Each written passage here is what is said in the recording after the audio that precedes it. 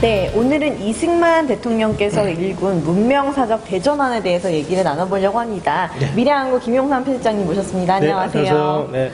네, 오늘 저희 주제가 바로 문명사적 대전환, 해양의 시대로의 그 개봉, 그 네. 대개막에 대해서 이야기를 해보려고 하는데, 사실 한반도라는 말이 저희가 익숙하잖아요. 예. 그만큼 반도적인 문화, 땅도 대륙으로서의 또 반절, 또 예. 해양을 바라보는 눈 반절, 이렇게 살아왔는데, 사실 이렇게 말로만 들어서는 대륙 문명하고 해양 문명이 그 압축하고 있는 내용이 무엇인지 예. 시청자분들께 좀 쉽게 이야기해 줄 수 있을까요?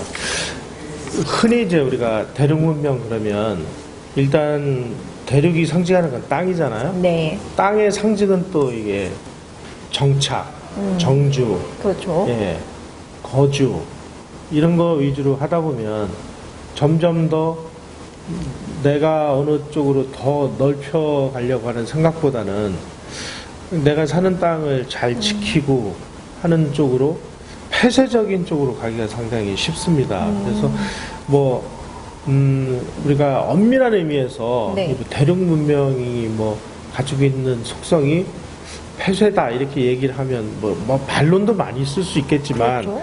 그것이 가진 하나의 상징으로서 우리가 얘기를 한다면 이동이나 이런 것보다는 정주 그리고 그 정주가 상징으로 하고 있는 하나의 어떤 개방성보다는 폐쇄성 이런 쪽으로 네. 어떤 상징을 우리가 그 이미지화할 수가 있어요. 반면에 해양 문명 그러면은 늘 배를 타고 이동을 하고 항구를 찾아서 이동을 해서 네. 거기서 뭐 물건을 우리가 사서 다른 쪽에다 팔고 하는 무역의 상징이기도 예, 하죠. 네. 이동과 그 무역의 상징 이런 걸로 우리가 하나의 도식화를 할 수가 있겠습니다. 네, 그렇습니다. 그렇다면 이 한반도는 또 어떻게 보면 완전한 내륙형 대륙 문화도 아니고 또 한반도였었는데, 그럼 이 한반도 역사를 되돌아봤을 때 어떻게 번영을 해왔고 또 대륙 지향적인 면모를 보이면서 또 쇠퇴했다고도 말씀을 해주셨어요. 예.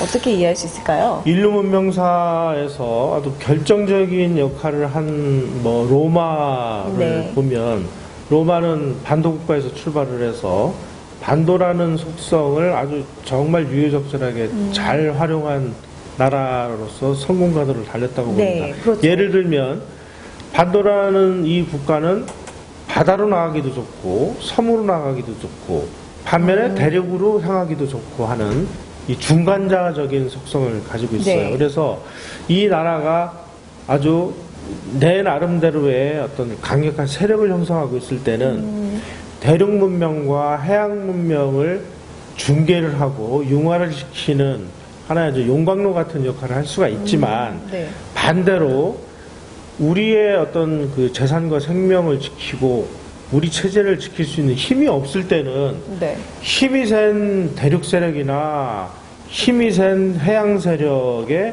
언제나 침략을 받아서 아주 고난을 겪는 그런 역할을 할 수밖에 없습니다. 네, 맞습니다. 네.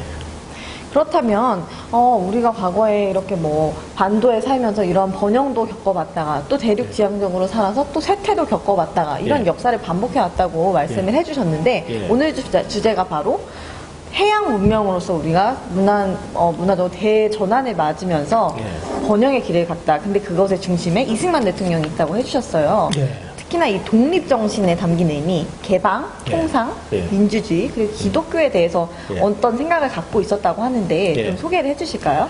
예. 우리 한민족의 유전인자 속에 이런 어떤 그 개방과 통상 이런 걸 상징으로 하는 해양 문명의 유전자가 없었다고 보기는 어렵습니다. 통일신라 시대의 장보고라든지 네. 고려 시절에 이 개성과 예성강 하구 일대에 살던 이 국제 집성촌이라든지 지금 그 학자들의 연구 결과에 의하면은 네.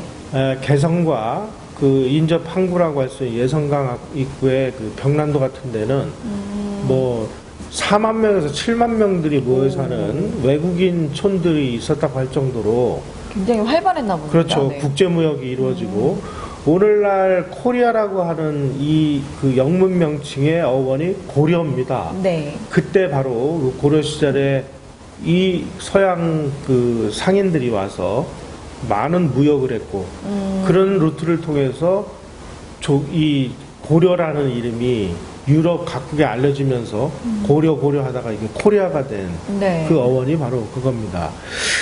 반면에 우리는 조선시대가 개국이 되면서 점점 더 어떤 유교 문화, 네. 유교 문명권으로 이게 고착화되고 그래서. 이게 교조화되다 보니까 네. 이게 해양 문명으로서 해양 유전인자들이 거의 완전히 막 말살되다시피 해서 시대적으로 그런 시기였었죠. 예. 네. 그야말로 오로지 뭐 대국 중국을 바라보면서 사는 어떤 뭐 그런 어떤 유전인자의 고착화되다 보니까 네.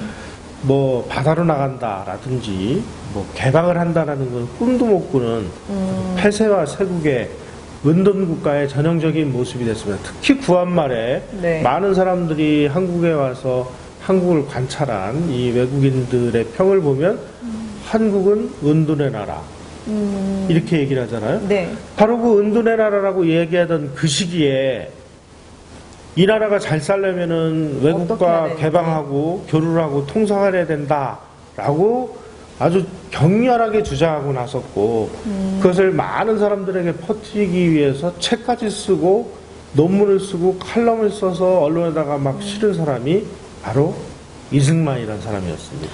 정말 사실 오늘날 예. 우리에게 뭐 개방, 통상, 민주주의 뭐 이런 것들은 굉장히 당연한 거로 여겨지는데 사실 예. 그 시절을 생각해 보면 예. 그 조선시대 근대화조차 이루어지지 않은 나라에서 그런 생각을 했다는 게 굉장히 놀라운데요. 그 당시는 이제 절대적인 권한을 가진 왕이 통치를 네. 하는 왕권 국가에서 어떻게 그런 마음이 이 왕권을 무너뜨리고 공화정을 하자든지 민주주의를 네. 하자든지 하는 얘기는 거의 그 당시의 법에 의하면 대역죄에 해당을 했어요. 예. 그래서 결국은 이승만 대통령이 그런 주장을 하다가 대역죄에 걸려가지고 네. 예, 한성 감옥에 뭐 그렇습니다. 거의 사형을 당할 뻔한 이런 일까지 있을 정도로 이승만은 혁명가이자 개혁가였기에 그런 주장을 할 수 있었던 거 아닌가 이런 생각이 들어요. 되게 더 놀라운 감옥에서 또 이런 책을 또 예. 쓰시다니 예. 반성하지 않으시고 이 개혁적인 주장을 계속 이어가셨죠. 네. 그렇게 그곳에서 시작된 그 생각들이 글로 또 이렇게 책으로 나오면서 조금씩 그의 생각에 동조하는 동지들이 생겼나요? 그렇죠. 왜냐하면 이 세상이 어떤 개인의 힘만 가지고는 뭐 그 큰일을 도모할 수가 없는데 네. 한성 감옥에 수감이 돼 있을 때 그 한성 감옥에 수감돼 있는 사람이 거의 대부분이 이승만처럼 네. 한국을 개방을 하고 통상을 해야 되고 기독교적인 쪽으로 나가야 되고 하는 비슷한 생각을 가진 사람들이 그 당시에 감옥에 많이 모여 있었고 네. 그 사람들하고 의기투합을 하고 그 문헌 기록에 의하면은 독립정신이라는 책을 써야 된다. 네. 이승만 너야말로 이 책을 이런 내용을 쓸 수 있는 가장 적임자다. 그러니 내가 이 책 다 쓰면 내가 열심히 팔아줄 테니까 당신이 이 책을 써야 된다라고 주장한 사람이 누구신가요? 유길준의 동생 유성준이라는 사람이었어요. 네. 그리고 독립정신이라는 책을 쓰고 그 내용을 감수를 해준 사람은 이상재였습니다. 이런 식으로 그 어려운 와중에도 돕는 손길이 동지들이 있었네요. 있었고 네. 또 바깥에서는 바로 이승만이라는 사람의 머릿속에 이 개방과 통상, 기독교, 민주주의, 인권, 자유의 개념, 공화정이라는 이 개념을 머릿속에 넣어준 사람들은 서양 선교사들이었기 때문에 이 서양 선교사들이 이승만이라는 인재가 죽으면 이 일을 이끌어갈 사람이 없다. 그래서 이승만이 건강에 해치지 않도록 뭐 책도 넣어주고 뭐 음식도 넣어주고 또 이 정계 요로에 이승만을 죽이면 안 된다. 이승만을 빨리 석방시켜라 하는 일종의 이제 구명운동까지 한 그런 또 세력들이 있었기에 이승만이 이런 패러다임을 바로 그 책으로 만들고 그래서 하나의 그 결정체로 만들어서 한국의 지도층 머릿속에 네. 넣어줄 수 있었지 않나 하는 생각이 들어요. 듣고 나니 굉장히 놀라운 과정들이라고 생각이 되는데요. 예. 이 독립정신을 통해서 말하고 있는 개혁, 개방, 예. 민주, 예. 민주주의 같은 이런 개념들이 또 끊기지 않고 계속해서 작은 시작이었지만 힘을 받고 뜻을 받아서 이어져 온 것 같습니다. 예.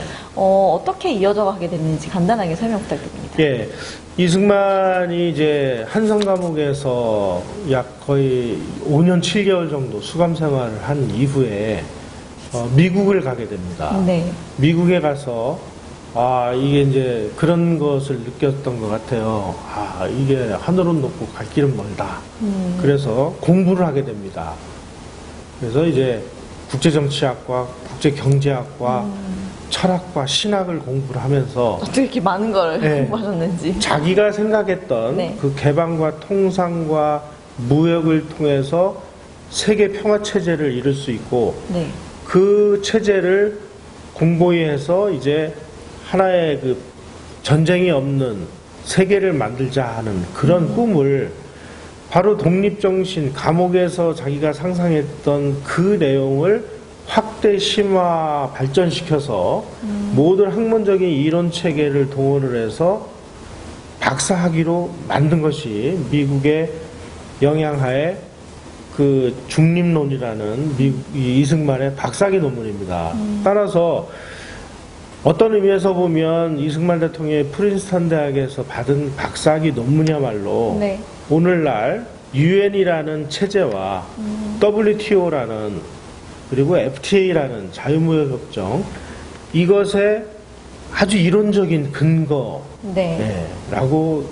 그렇게 분석을 하는 학자들도 있습니다.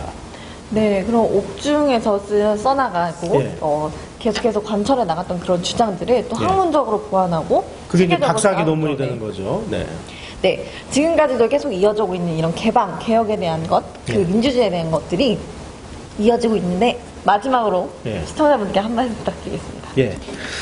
그 오늘날 한국이 불과 100년 전까지만 해도 한국을 여행한 여행가나 외국의 언론인이나 학자나 이런 사람들이 한결같이 하는 나라가 뭐 은둔과 폐쇄의 나라였는데 오늘날 한국 그러면은 뭐가 떠오르십니까?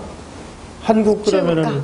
ICT 국가, 무역으로 먹고 사는 나라, 뭐 조선 해운이 강한 나라 이런 것들이 생각이 맞습니다. 나잖아요. 한류 바로 그런 것의 문명사적인 뿌리가 바로 개방과 통상이라는 그런 부분에 우리가 와닿아 있고 은둔과 이 폐쇄의 나라가 이런 식의 어떤 개방과 통상으로 아주 일종의 코페르니쿠스적으로 전환을 이루게 된 네, 그 결정적인 이론적 체계와 그리고 실천을 한 사람이 이승만이다. 네, 이승만이라는 사람이 더 위대한 것은 본인의 생각과 본인의 주장이 생각과 주장에서 끝인 것이 아니고 네, 본인이 대통령이 돼서 대한민국이라는 국가진로를 그쪽으로 나갈 수 있도록 시스템을 완전히 만들어냈다는 데 있습니다. 맞습니다. 대한민국이 만들어지면서 민주주의,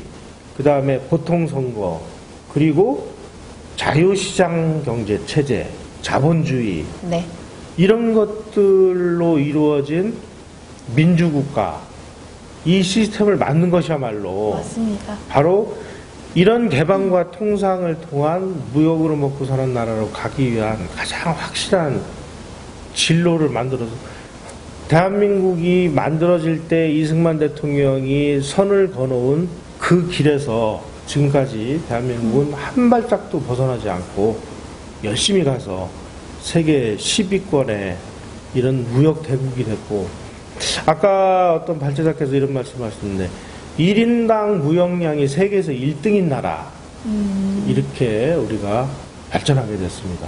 바로 이런 부분에 원료를 쭉 그 거슬러 올라가 보면 바로 우리가 이 구한말에 이승만이라는 존재와 만나게 된다. 고로 오늘날 문명사적인 대전환의 결정적인 기폭제는 바로 이승만이라는 사람으로 시작됐다 하는 점을 우리가 눈여겨보고 그 부분을 다시 한번 되새기면서 저런 사람이 있었기에 대한민국이 이렇게 발전할 수 있었구나 하는 그런 깨달음을 한번 얻는 계기가 되시기를 바라겠습니다. 지금 이승만 대통령에 대한 연속 세미나를 계속해서 이어오고 있는데요. 네. 사실 계속 듣다면 훌륭하시구나 할 법도 한데 들을 때마다 정말 새롭고 놀라운 이야기가 계속해서 나오고 있습니다. 네. 이렇게 대륙 문명에서 해양 문명으로 문화사적 네. 대전하는 일은 이승만 대통령의 이런 해안에 대해서 우리가 오늘날까지 큰 메시지를 받고 있는 것 같습니다. 오늘 좋은 말씀 주신 편집장님 감사드립니다. 네, 고맙습니다.